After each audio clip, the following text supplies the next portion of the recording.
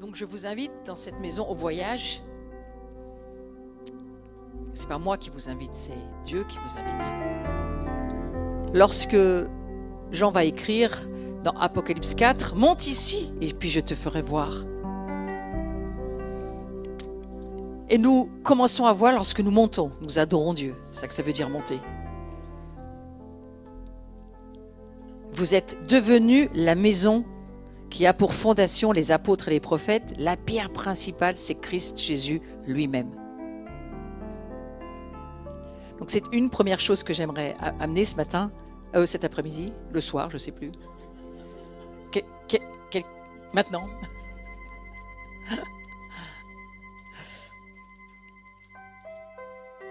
Dieu, cette année, vous savez que c'est l'année bête, l'année de la maison. On l'a beaucoup entendu toute l'année, on va le redire certainement. Mais il construit sa maison. Il cherche une demeure, il cherche un foyer. Il cherche un endroit où il pourrait bien, pas seulement visiter, mais habiter éternellement. Et il nous le dit depuis beaucoup de mois, il nous dit, je veux vraiment demeurer chez vous. Est-ce que je pourrais rester, s'il vous plaît? Il aimerait vraiment rester chez nous, dans sa maison. Et il est clair que beaucoup de choses sont en transformation. On est dans ce temps, on l'entend bien aussi dans le monde prophétique, de transition. On transite, on est en transit permanent depuis des années, il me semble. Mais là, on est vraiment dans un temps de transition. On pourrait appeler ça de gloire en gloire. C'est ce que je comprends être la transition. Nous allons de gloire en gloire. Mais avant que j'aille vraiment sur la maison de Jean, là où nous sommes partis, alors l'adoration est déjà un message en soi. Il faut vraiment que tu m'envoies le message, Claire, parce que pour moi, c'est mon message. C'est un message en soi. On fera un petit rapport et pour tous ceux qui avaient été là, on vous enverra, je vous le promets, on mettra quelque part ces paroles qu'il faut garder précieusement. C'est Dieu qui nous parle. Et il y a un manteau magnifique sur cette maison et sur Laurent concernant la direction prophétique. Il y a une équipe d'intercession magnifique qui a ouvert les portes. Il y a que des gens magnifiques qui font monter. Dis à ton voisin, on est vraiment magnifique aujourd'hui, n'est-ce pas? C'est une bonne année pour ça. Mais là où j'aimerais aller,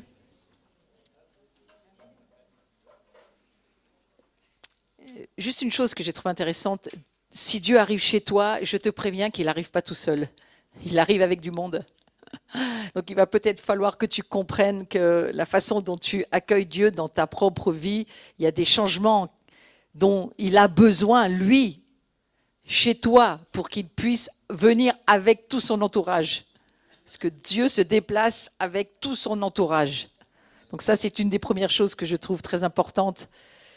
Non seulement il cherche à habiter avec nous, mais devant cette gloire qui de plus en plus arrive, il va bien falloir que nous laissions transformer. Et moi, c'est ce que j'entends et c'est ce que nous avons entendu dans notre groupe d'intercession, alors que nous prions dans cette maison régulièrement les mardis soirs. C'est la maison de la Forge, c'est notre nom. Saint-Étienne, c'est de la ville de la Forge et la France, Sarfat, c'est la ville, c'est la nation de la Forge. Donc vous voyez, il y a une insistance de Dieu sur ce sujet de la Forge. La Forge, elle transforme les matériaux, la forme, elle transforme au travers du feu les instruments que Dieu veut utiliser. Et c'est nous les instruments, hein. Nous sommes les instruments de Dieu. Nous ne devrions pas être inquiets, ce n'est pas un feu qui fait mal. Le feu de Dieu, il transforme, simplement il change les choses. Et il est pur, il sanctifie, il purifie, il enlève tout ce qui est mauvais, les scories sont enlevées, tous les matériaux étrangers, pour que nous puissions devenir comme Dieu. C'est ce que nous disent les psaumes. Je vous rappelle qu'il y a eu déjà on va dire, une première Pentecôte, une première transition importante, et je crois qu'on l'a chanté et déclaré là dans cet temps de louange. Et si tu déchirais les cieux, et Jésus a dit, je l'ai déjà fait. Ça, c'est une première transition. C'est pour ça que vous êtes nés à nouveau. Et nous sommes nés à nouveau parce qu'il a déchiré les cieux et qu'il est rentré dans ta vie de pécheur pour faire de toi un saint qui pêche encore un peu. Mais un saint tout de même. Dis à ton voisin, ne t'appelle plus jamais pécheur. C'est une insulte aux cieux. Tu n'es plus un pécheur, tu es un saint qui va pécher de moins en moins. C'est important de le dire.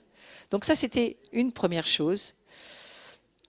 Mais je crois que si la plus grande transition, c'est de nous avoir fait passer du péché au sang de Christ, qui a définitivement, écoutez-moi bien, définitivement changé notre nature. Notre nature est définitivement changée.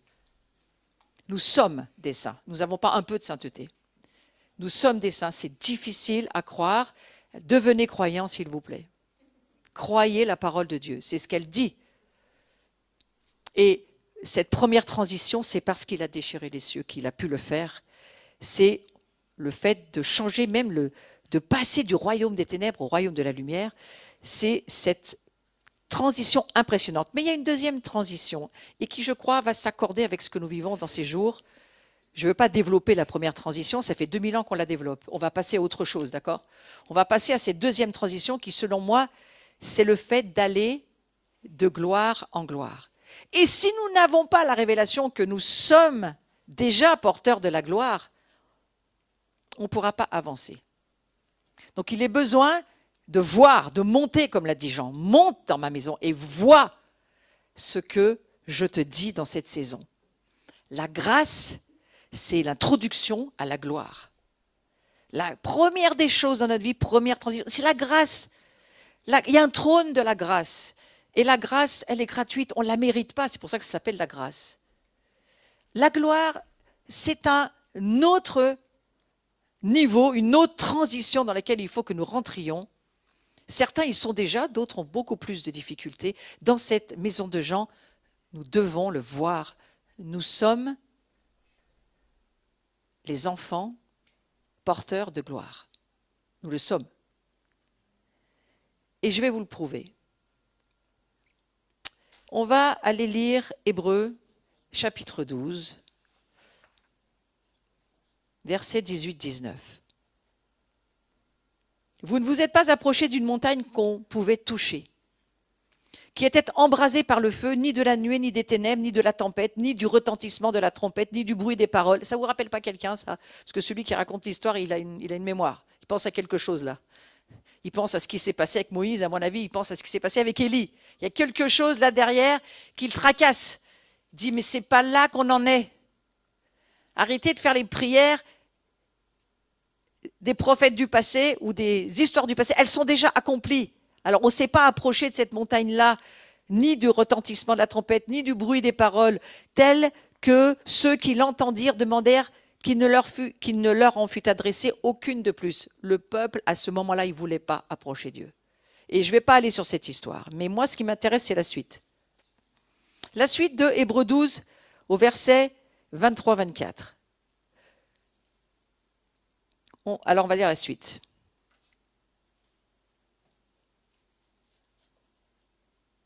Mais, vous vous êtes approchés de la montagne de Sion,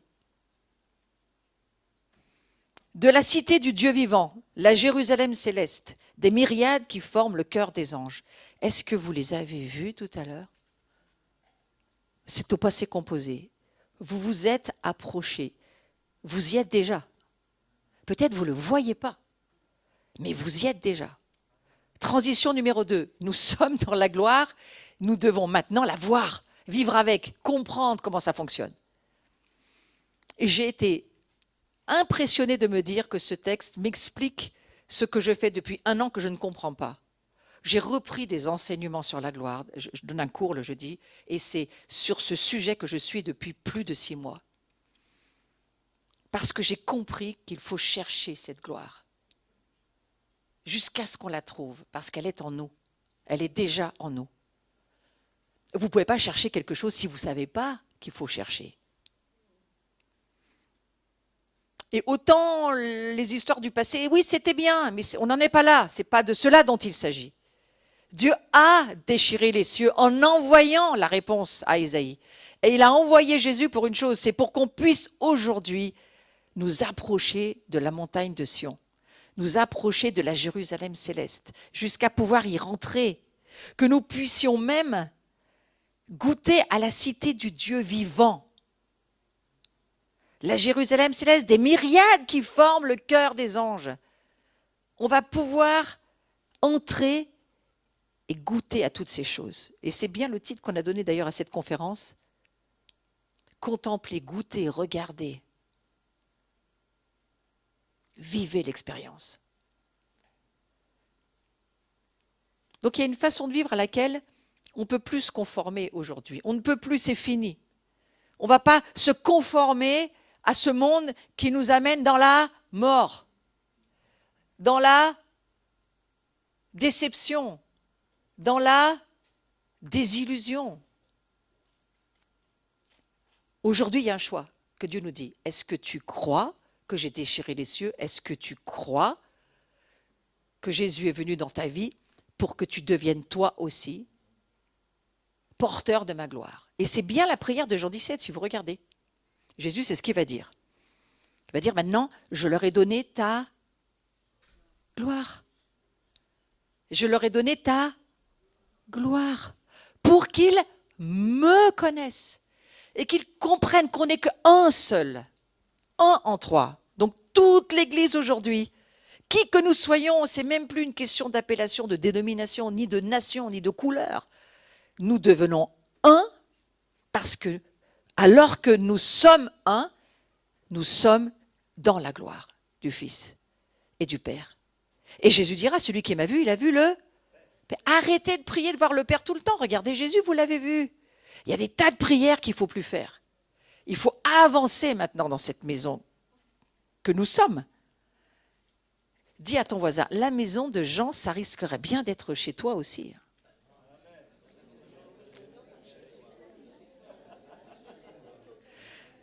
Je ne vais pas vous apprendre quelque chose, mais on est quand même la seule nation qui avons eu des enfants dans les berceaux qui ont parlé alors que c'est impossible, qui ont vu des choses impossibles, des signes, des miracles, des prodiges sur tout le mouvement des petits prophètes. Ouais. Mais on a eu aussi des mouvements prophétiques très divers et intéressants en France. Moi, je pense à Isabeau de Vincent, mais je pense aussi à Marguerite Marie, à la même époque, même âge, même jeune fille. Le problème, c'est qu'il y a une famille qui connaît son histoire, mais qui ne connaît pas l'autre famille, qui a exactement la même histoire d'une autre manière, mais qui disent la même chose. Sauf qu'une a une partie du cœur de Jésus et l'autre, l'autre. Et c'est dommage que si on ne se met pas ensemble, on n'a pas la totalité. C'est lorsque je suis allée à Paray-le-Monial que je l'ai compris. Moi, je portais le mouvement, je suis une fille des Huguenots, je porte le mouvement huguenot, dans ma famille, c'est les protestants, les Huguenots, c'est les protestants. C'est pas qu'on proteste, hein, on témoigne devant le monde, protestare, on testare, témoigne, pro devant le monde, de notre foi. Ça, c'est notre histoire, c'est l'histoire de ma lignée. Mais l'histoire de la lignée qui me manquait, moi, de la famille catholique, c'était quoi? C'était, mais nous, la parole, c'est très bien, mais si c'est le Père, le Fils et la Sainte Bible, c'est très limité. Sauf qu'avec la famille catholique, moi j'ai découvert le Père, le Fils et là, l'Esprit Saint, qui éclaire toute la parole de Dieu. Ouais. Et à partir de là, Marguerite Marie, le cœur de Jésus, voilà moi ce dont j'avais besoin. Parce que la Bible, c'est bien, mais le cœur, c'est mieux. Ouais. La parole sans le cœur, c'est compliqué. Hein. Le cœur sans la parole, ça ne va pas le faire non plus. Il nous faut être ensemble. Et cette maison de Jean, elle réunit ensemble ce Jésus qui veut nous voir vivre sa gloire. Il n'y a pas de gloire si on n'est pas dans l'unité. Il faut lire Jean 17 et là on comprend. Il n'y a pas de gloire sans Jean 15. Mais Jean nous dit, mais vous êtes les sarments, mais le cep c'est lui. Et il va falloir que ça fonctionne avec la vigne, le vigneron. Toute l'histoire de Jean 15, un enfant de 10 ans comprend. C'est pour ça qu'il est écrit dans Jean. Mais je vous parle de Jean là, Jean 15, Jean 17. Jean... Vous avez remarqué que c'est toujours Jean?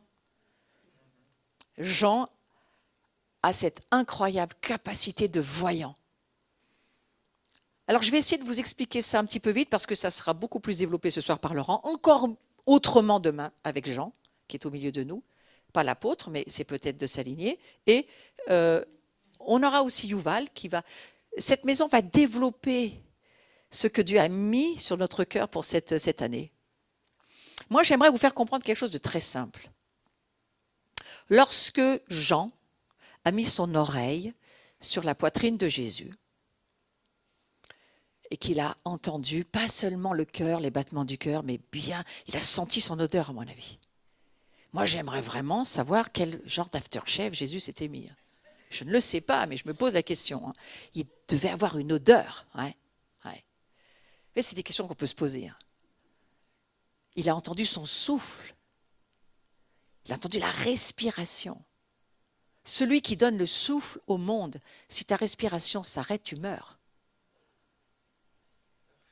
Ce Jean qui pose son oreille et qui sans doute était le plus jeune des apôtres, a passé toute sa jeunesse à regarder cet homme-dieu, ce Dieu-homme. Ça devait quand même être impressionnant, vous ne croyez pas? Il a vu mourir tous les anciens au-dessus de lui. Tous les autres apôtres sont morts de mort très violente. Un évangélique aujourd'hui aurait dit à ses apôtres, vous avez un problème, vous avez dû pécher pour mourir comme ça. Vous êtes punis par Dieu. Alors que non, ce n'était pas du tout ça. C'était juste que c'était leur chemin. Leur chemin était un chemin de la souffrance. La maison de Jean, on souffre dans la maison de Jean. On apprend à vivre avec sa souffrance. On apprend à regarder la mort en face et à comprendre, c'est le chemin que j'emprunte, et à comprendre que les cieux sont ouverts et qu'il n'y a pas de séparation entre les morts et les vivants. Alors là, vous allez me dire, oula, pasteur, tu es en train de dérailler. Non, je suis en train de voir autrement. Je suis en train de voir autrement. De voir que, alors,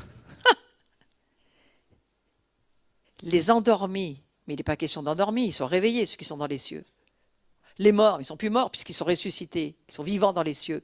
On va les appeler comment? Je cherche, avec Jean, je cherche à savoir comment on va appeler nos morts encore vivants. Ça fait bizarre, morts vivants. Puis d'abord, ils ne sont pas morts, ils sont endormis. Donc tout ça, c'est faux. Pendant des années, j'ai cru que j'allais à l'église. Un jour, quelqu'un me dit, mais tu ne peux pas aller à l'église puisque tu es l'église. Je dis, tu peux répéter, s'il te plaît? Moi, je suis allée à l'église pendant de nombreuses années. Je ne sais pas vous, jusqu'à ce qu'un jour, le ciel s'ouvre et que je me dise, mais non, l'église va dans une salle. Si vous avez un calcul en cours, c'est que la révélation est en train d'arriver. Attendez le téléchargement complet. D'accord? Mais nous en sommes là, mes amis. Nous en sommes là. Et je suis en recherche dans cette maison du plus jeune des apôtres, qui va être celui qui va vivre très longtemps.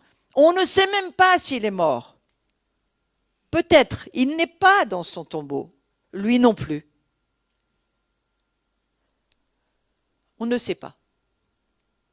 Nous allons beaucoup parler de lui dans tous ces jours. Pourquoi? Parce qu'il a beaucoup de choses qu'il a, je crois, entendues, en mettant pas seulement son oreille, bien sûr, aussi contre la poitrine de Jésus, mais parce qu'il a passé des heures et des heures et des heures à écouter celle à qui Jésus a dit sur la croix, « Fils, voici ta mère ».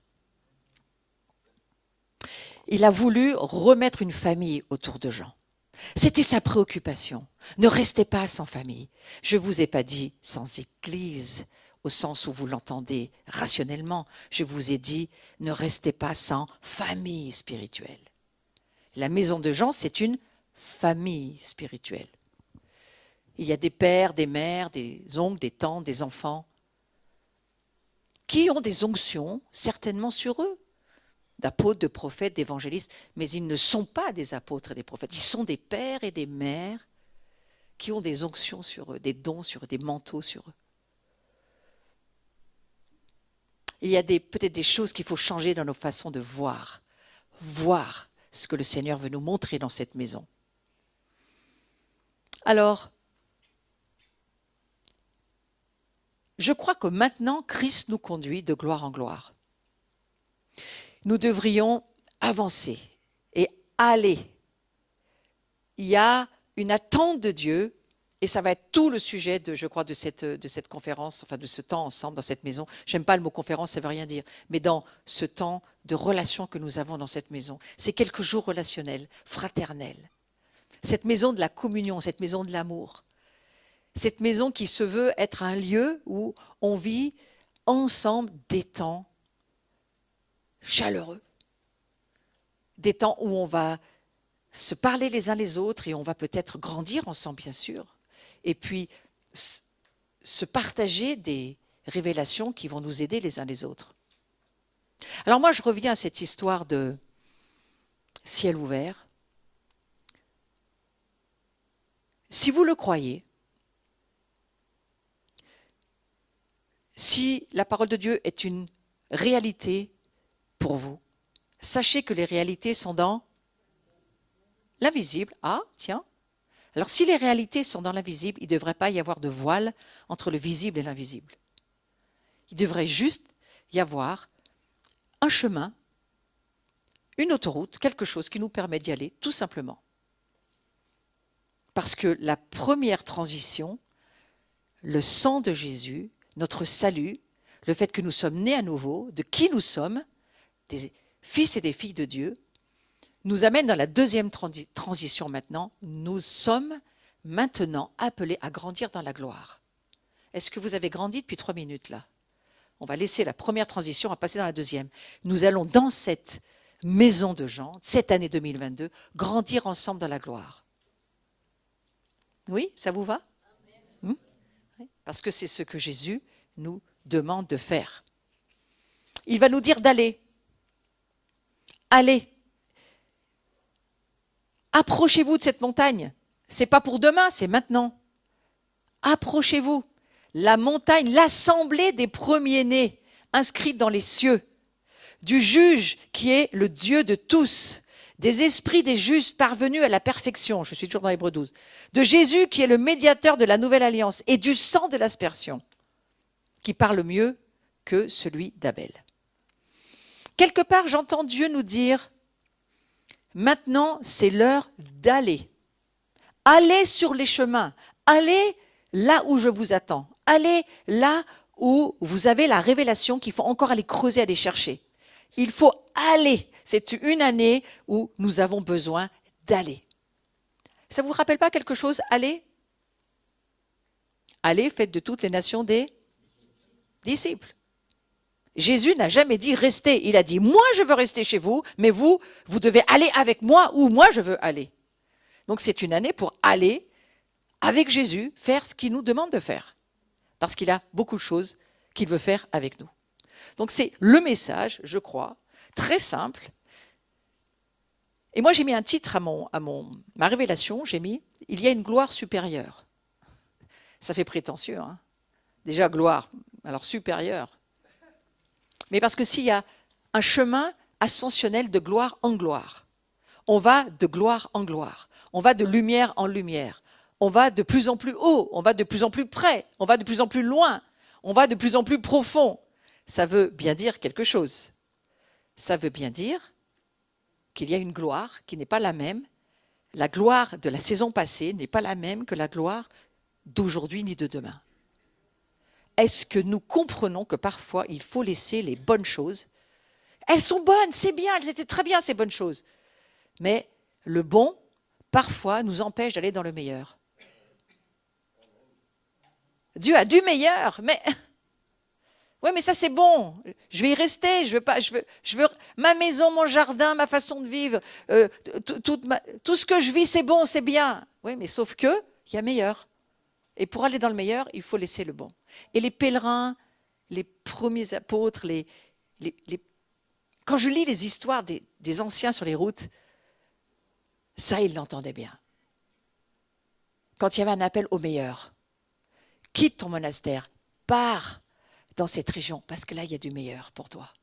C'est là où moi je vais. Si tu me suis, je suis avec toi. Si tu restes, je ne suis plus vraiment avec toi comme je serais si tu allais là où je veux aller. Et il y a vraiment cet appel sur nous en ce moment. Alors moi, je vous invite à ce voyage. Et je redis que il y a une grande question que Dieu nous pose, je vous la pose dès à présent. Voulez-vous vous laisser être transformé sur ce chemin du voyage que Dieu vous propose? Est-ce que vous voulez bien vivre cette transformation? Laissez l'Esprit Saint vous transformer. Vous savez, ce verset qui dit que lorsque nous contemplons Jésus, son visage, nous sommes...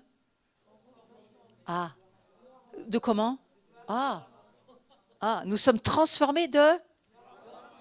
on pourrait être transformés dans la gloire, ça serait déjà suffisant, je trouve.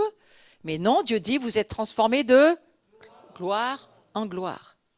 Donc il y a une attente de Dieu, un peu comme un parent qui voit son enfant grandir et qui se dit, c'est bien, c'est un bel adolescent, mais on a beaucoup plus pour lui. Il faut qu'il passe maintenant du collège au lycée ou du lycée à l'université. Je dis ça pour des gens rationnels, bien que je ne pense pas qu'il y ait ce genre d'université, mais on ne sait jamais. Hein. Et donc, quelque part, Dieu veut pour toi le meilleur. Donc, il va transformer ta vie. Et parfois, il transforme ta vie en te dépouillant. C'est ma saison, moi. Ma saison, c'est une saison de dépouillement. Cette année, j'ai perdu vraiment des choses auxquelles je tenais très, très fort. Mon vieux chat de 22 ans. J'avais demandé au Seigneur, donne-moi encore des années. Ben non, ça a été cette année, 2022. Le chat est parti. On a perdu notre fils. Très difficile. C'est difficile de perdre un fils. Ça ne s'explique pas. On ne peut pas dire. Mais c'est un dépouillement très difficile. Mais je crois que dans ce que nous acceptons de laisser Dieu faire en nous, ça va produire un très gros poids de gloire. Et lorsque je vous dis ça, je le crois. Parce que si nous croyons Dieu, nous allons de gloire en... Si nous laissons transformer la douleur qui est la nôtre. Et vous savez, les premiers chrétiens, et nous sommes directement dans la lignée ici des premiers chrétiens, Saint-Étienne, le patron de Lyon, nous portons une maison de la souffrance, de la persécution, mais de la gloire. Pensez que toute gloire amène la persécution. Chaque fois que tu as une révélation, tu vas être persécuté sur ta révélation. Pourquoi ? Parce que Dieu connaît le cœur de l'homme et de la femme qui sait que si jamais ils pouvaient penser que c'est peut-être eux qui l'ont fait, on va faire descendre l'orgueil. N'est-ce pas ? Donc c'est aussi la maison de l'humilité. Lorsque Pierre va donner la révélation à Jésus, qui dis-tu que je suis ? Vous savez très bien que Jésus lui a dit, c'est bien Pierre, mais c'est vraiment pas grâce à toi que tu le sais. Et c'est une maison de l'humilité, la maison de Jean. Et nous apprenons, nous sommes d'accord pour apprendre cette école de l'humilité. C'est l'école du dépouillement, et cette année particulièrement, je crois, je ne suis pas un prophète en plus et de malheur encore moins, parce que ce n'est pas mon style de prédication, mais je peux juste dire que lorsque Dieu commence à nous faire comprendre qu'il va augmenter la lumière et l'intensité de sa gloire, puisque nous allons de gloire en gloire, et que Dieu, c'est lui qui tourne la luminosité dans nos vies, de là où il veut que nous allions. Ça annonce quoi finalement ? Ça annonce, lorsque la gloire arrive, le prix qu'il va falloir payer pour y passer. Et Jésus a dit, est-ce que tu peux enlever cette coupe, s'il te plaît, Père ? Je n'ai pas trop envie de la crucifixion. Et le Père a dit, non fils, il faut passer par là. Il n'y a pas d'autre chemin. Mais c'était pour que toute une humanité puisse vivre la résurrection. Et si certaines douleurs... Alors, attention, je ne suis pas en train de vous dire que toutes les maladies, les douleurs, les machins sont formateurs et vont nous forger dans la gloire. Non, parce qu'il y a des choses pour lesquelles il faut se battre et pour lesquelles Satan tire les affaires. Et sur ces affaires-là, ne laissez pas Satan faire ses affaires. Mais lorsque vous savez que ce n'est pas une affaire avec Satan, c'est une autre affaire, il va falloir que nous participions aux souffrances du Christ pour régner. C'est ce que nous dit le Nouveau Testament. Régner avec Christ, mais bien sûr qu'il va falloir participer aux souffrances de Christ, parce que Christ, où est-il ? Où est Christ ? Merci, dans les cieux. Où est le Saint-Esprit ? En nous, ça c'est déjà plus clair. Et où est le Père ? Partout, mais dans les cieux quand même. Ouais. Donc quelque part, vous êtes, je suis l'incarnation du Christ sur la terre. Il vit beaucoup de souffrances, le Christ, au travers de vous. Vous avez accepté sa résurrection sur la terre, nous y sommes, et nous vivons à la fois l'identification à sa mort et à sa résurrection. Donc nous vivons nous aussi les souffrances du Christ sur la terre. Il y a des souffrances pour lesquelles il faut donner un sens. Si vous ne donnez pas de sens aux douleurs que vous traversez, que Dieu vous demande de traverser, vous allez finir dans la dépression. ou sans doute dans un tel découragement que Satan pourra faire ses affaires. Ne laissez pas Satan faire ses affaires sur votre vie. C'est une maison où nous apprenons à laisser le Saint-Esprit, le feu dont il était question, l'eau et le feu, l'eau de la parole, le feu du Saint-Esprit, transformer nos vies, parce qu'il y a un but très précis de Dieu à la fin des temps dans lequel nous sommes. Qu'est-ce que Dieu veut faire avec cette gloire finalement? Une des premières choses que nous lisons dans Jean 17, que le monde me connaisse. Et cette gloire qu'ils portent, c'est lorsqu'ils seront un que le monde le verra. Donc vous voyez, il y a encore un petit peu de travail. Que nous soyons tous un, en tous les cas, que son reste soit un, pour que le monde voie que Dieu est Dieu. Nous avons cet appel-là à comprendre. Et puis la gloire, elle fait aussi beaucoup d'autres choses. Je pense qu'elle est le gouvernement de Dieu sur la terre. Elle gouverne la gloire au travers de nous. Donc vous imaginez bien que les parts de gloire dans lesquelles nous entrons, que nous portons, la gloire va de gloire en gloire dans notre propre vie. C'est toute cette transformation que nous laissons faire à Dieu en nous. C'est important de dire « Transforme-moi dans ta gloire ». Et alors que nous regardons, nous contemplons comme Jean, nous contemplons, nous regardons Jésus dans les yeux, nous sommes transformés. Donc tous ceux qui sont inquiets parce que vous ne lisez pas assez la Bible, vous ne priez pas assez, vous n'êtes pas assez à genoux, vous n'êtes pas assez à plat ventre, vous n'êtes pas assez ici, vous n'êtes pas assez là, c'est pas ça. Hein. C'est pas ça. Mais je crois que nous lisons aussi bien sûr la parole de Dieu, mais nous contemplons Christ en écoutant et en voyant ce qu'il nous dit. Et c'est là où nous sommes transformés.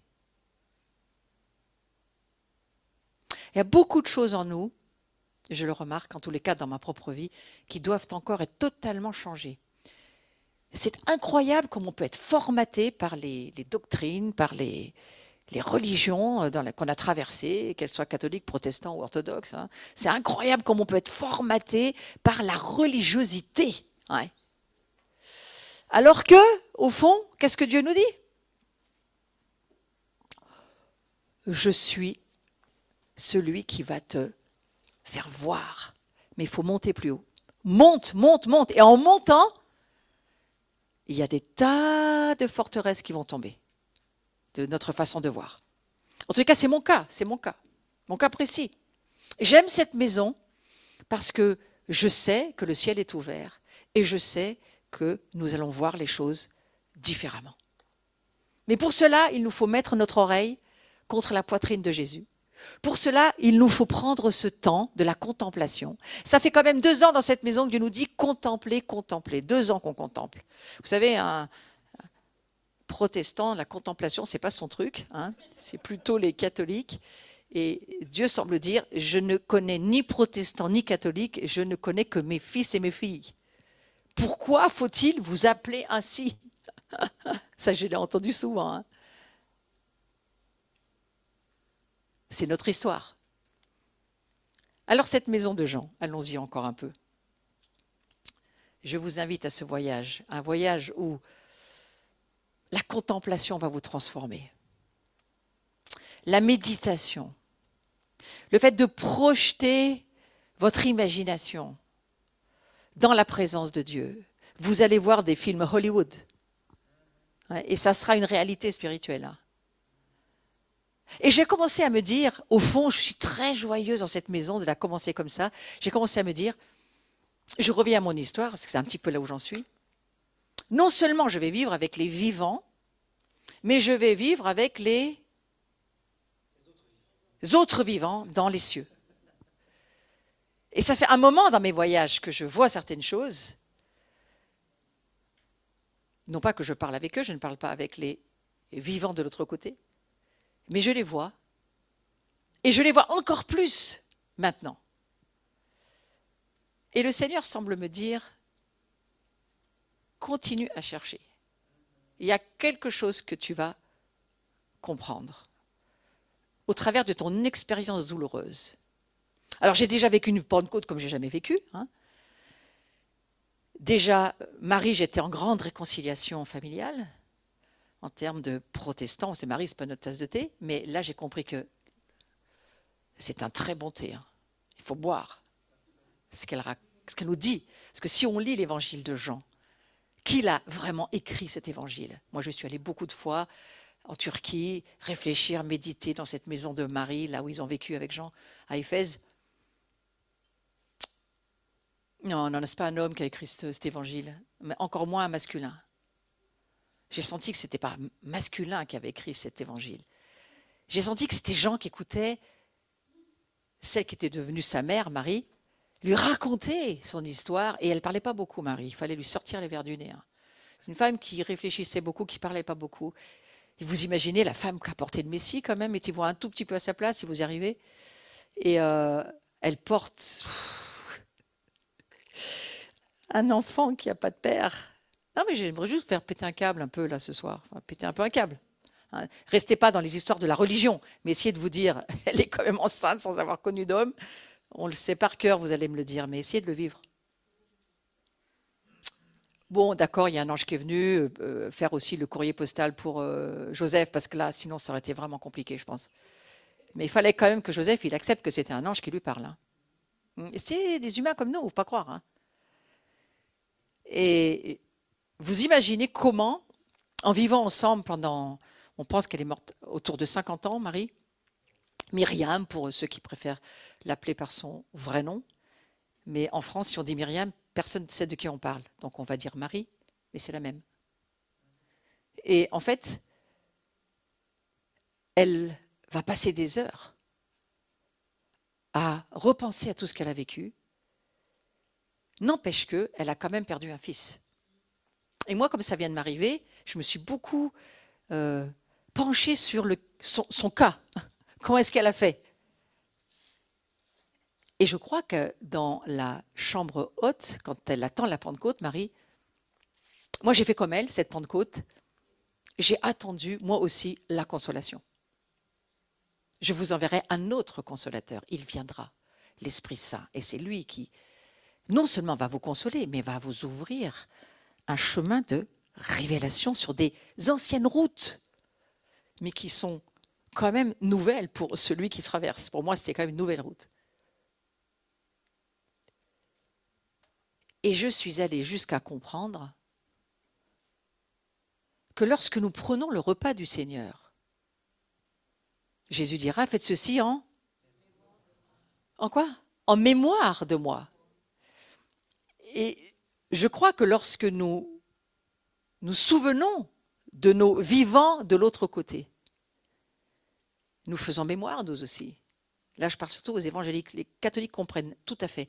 Mais les évangéliques, vous avez un mur qu'il faut laisser tomber, hein, pour dire, mais tu ne vas pas nous dire que tu vis avec les morts. Mais il n'est pas mort. Il est juste vivant de l'autre côté du voile. Et Jésus, vous faites comment? Vous le voyez tous les jours en vrai, incarné?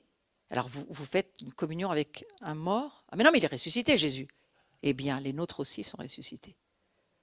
Je veux consoler cette première soirée, tous ceux qui êtes dans la douleur de quelque chose.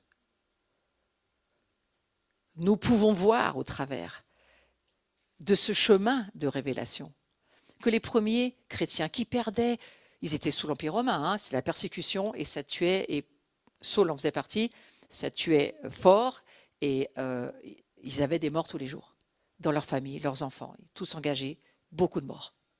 On dit que le fleuve était rouge jusqu'à Vienne, hein, de Lyon à Vienne. Donc vous imaginez qu'il y avait du monde. Hein.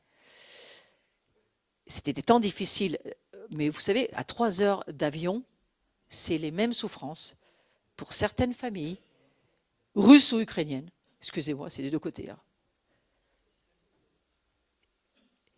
Et nous devons annoncer cet évangile de la gloire.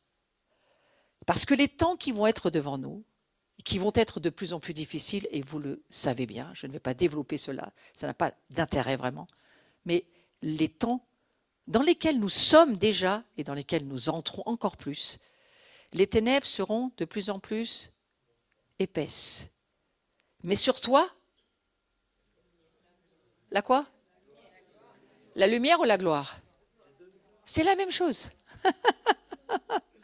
La gloire, la lumière apparaît. Dieu est en train de nous dire, je vous ai choisi pour des moments difficiles.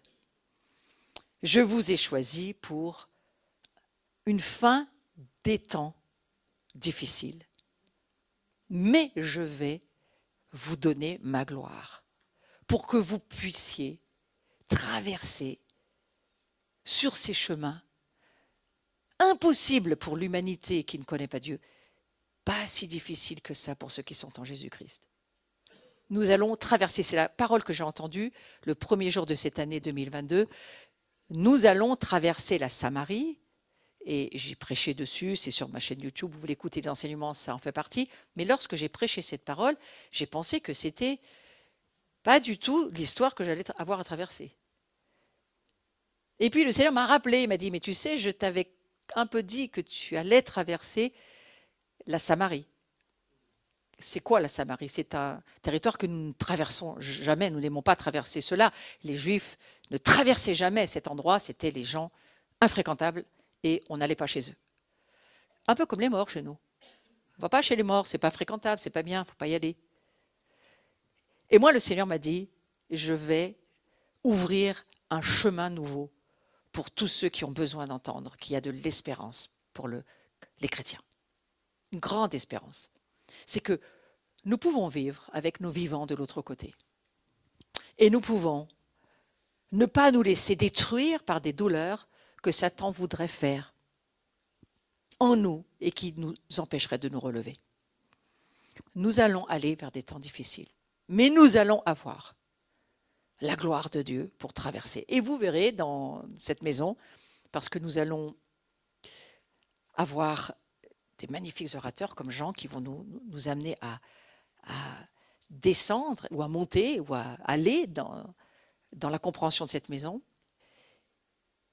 Mais pas seulement, vous allez aussi avoir une petite rétrospective de ce que nous faisons depuis à peu près 25-30 ans. Ça sera samedi matin, après Jean, oui. Et vous allez voir ce que j'entends par traverser les nations, puisque nous avons fait beaucoup de voyages dans les nations et nous n'avons pas fini. Nous avons encore d'autres chemins qui nous attendent. Et ça, Satan voudrait bien l'arrêter. Il voudrait bien nous arrêter. Mais si vous voyez au-delà des choses visibles, les choses n'existant plus comme existant encore, les choses comme n'étant plus comme étant encore, ça ne vous rappelle pas quelque chose, la définition de la foi? L'assurance des choses qu'on espère, la démonstration de celles qu'on ne voit pas. Si vous savez que les personnes qui vous quittent ou qui vous quitteront ne sont pas seulement endormies, elles sont vraiment vivantes.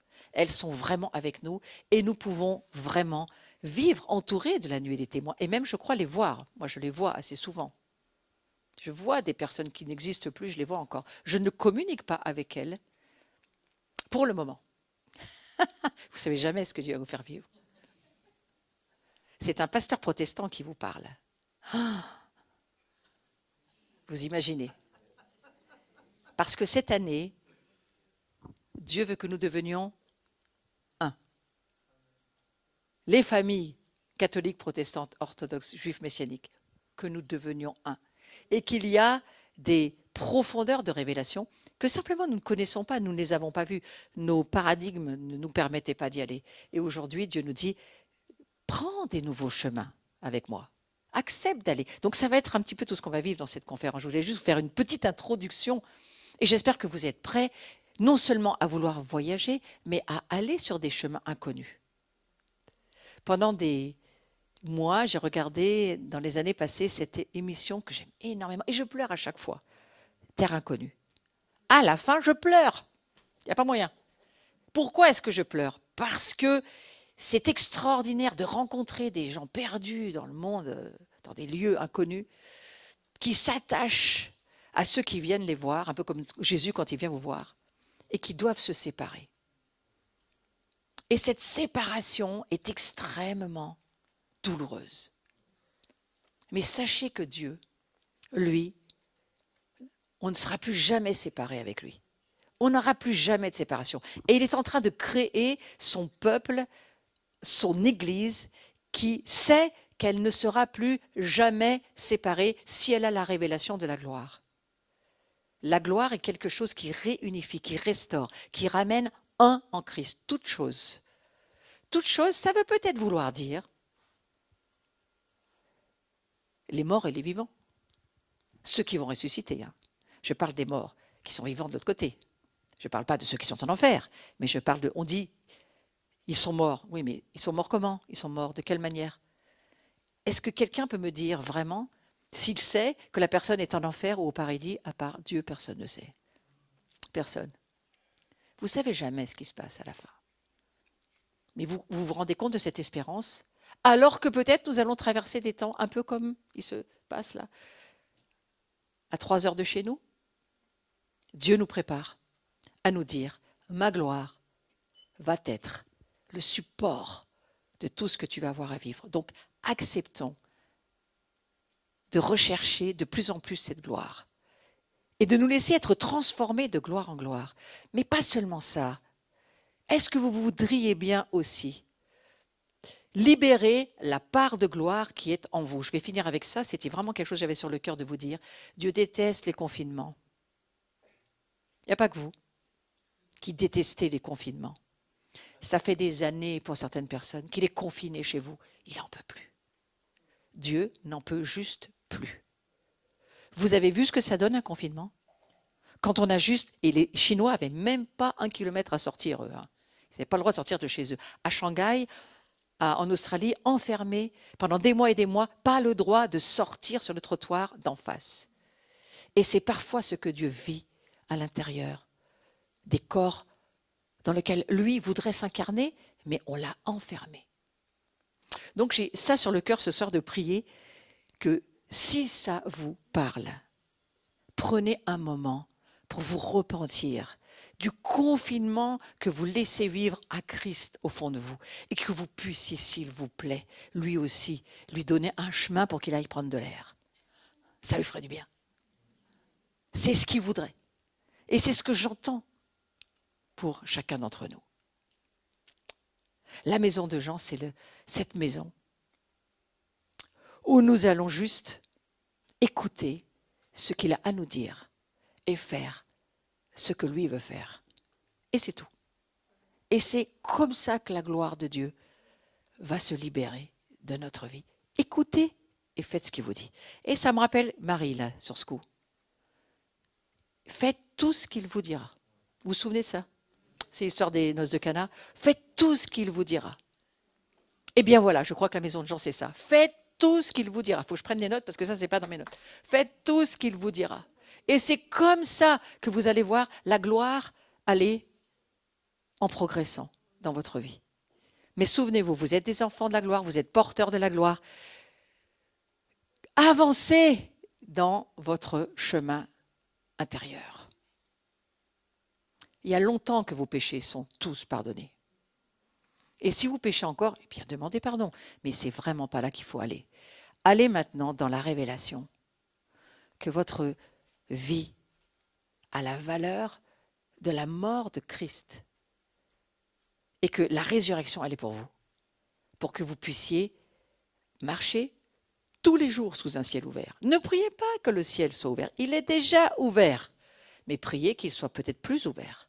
Encore. Quittez. Vous savez, Dieu vient dans certains endroits et pas dans d'autres. J'ai remarqué ça au niveau de la gloire.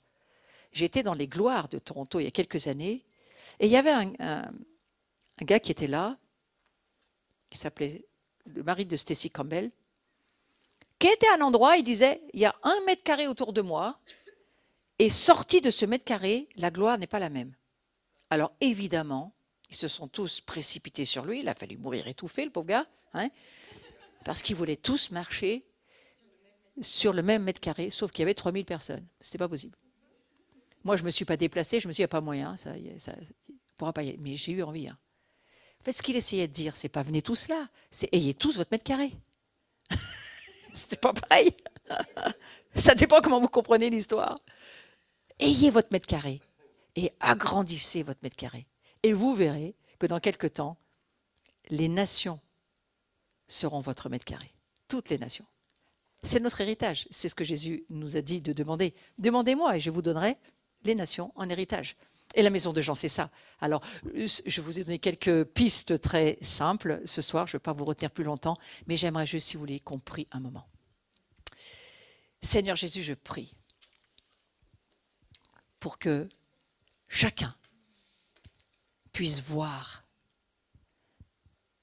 la gloire qu'ils sont pour toi. Grand, petit, plus âgé. Et Jésus met sa gloire dans ta vie. Et ce que Jésus voudrait, c'est que tu te laisses être encore transformé pour encore plus de gloire. Pour un poids de gloire. Vous savez, la gloire, elle pèse un poids. Eh bien, le Seigneur voudrait que tu prennes du poids. Voilà. Donc, je prie que tu acceptes cette idée que tu vas prendre du poids. Et que quelque part, c'est simplement en te laissant faire par lui. En laissant tes peurs, tes craintes, peut-être tes lassitudes, ta fatigue. Moi, je veux souffler sur tous les domaines de ta vie ce soir, fatigué. Je veux souffler et détruire les puissances, les obstacles, tout ce qui t'empêche de faire ce pas en avant pour dire « je veux encore plus de cette gloire ». Et puis je veux détruire les mensonges qui te disent que tu n'as pas de gloire. Parce que si tu as Christ en toi, comment peux-tu dire ça à celui qui vit chez toi? Ouais. Et je te demande, Saint-Esprit, de venir vraiment toucher, encourager, relever, mettre debout, attiser cette flamme dont il était question tout à l'heure. Souffle sur les braises qui sont fatiguées ce soir. Commence un travail de restauration. Mets-nous debout. Mets-nous dans la santé. Guéris-nous, libère-nous, détruis en nous toutes les forteresses qui nous empêchent de quitter le bon pour le meilleur. Ne nous permets pas de nous installer dans le « je suis dans le bon », mais donne-nous l'envie d'aller dans « je veux aller dans le meilleur ». Et que comme les premiers chrétiens, comme tous ceux qui ont appris à te suivre dans la première église, ils n'étaient pas attachés à ce monde, ils étaient attachés aux cieux, parce qu'ils savaient que c'était là qu'ils habitaient. Jésus habite dans le ciel.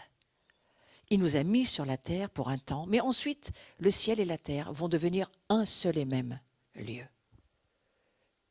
Et que nous puissions, Seigneur, être touchés ce soir, simplement parce que tu es bon et que tu veux prendre soin de nous, chacun de nous.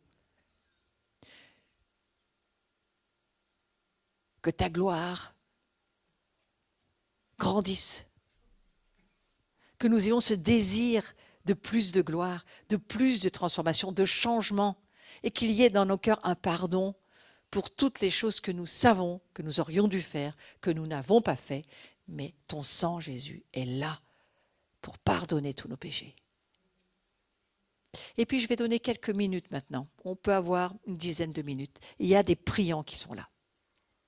Et si certains d'entre vous, vous avez envie d'avoir une petite conversation, une petite discussion avec les personnes qui ont le badge autour du cou et qui peuvent prier pour vous, prenez ce temps. Nous pouvons l'avoir maintenant. Il y a un temps de prière possible.